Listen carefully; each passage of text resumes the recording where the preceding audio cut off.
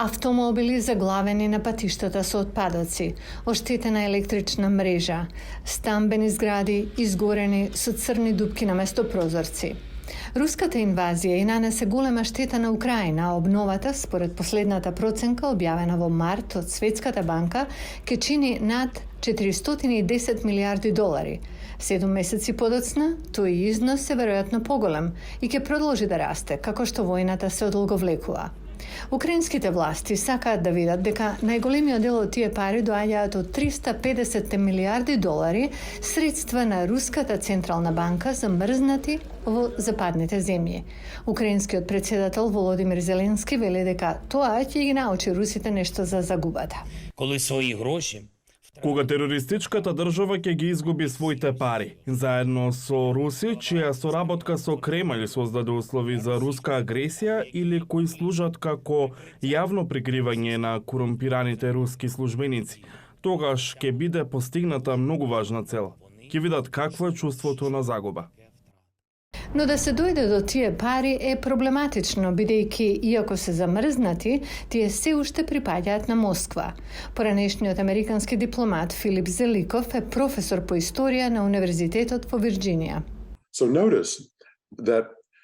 Забележавте дека постои обврска да се почитува рускиот имот.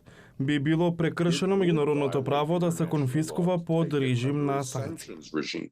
Но Зеликов вели дека може да се покрене судска постапка за запленување на имотот врз основа на руското кршење на меѓународното право.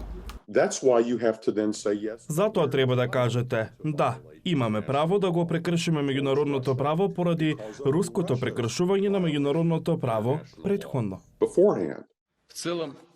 Руските власти постојано изјавуваат дека ако имотот биде конфискуван, тие ќе одат пред меѓународниот суд и ќе ги тужат западните земји. Но Јулија Зискина, правна советничка на проукраинската организација Разум за Украина, вели дека Русија има мали шанси да го добие спорот.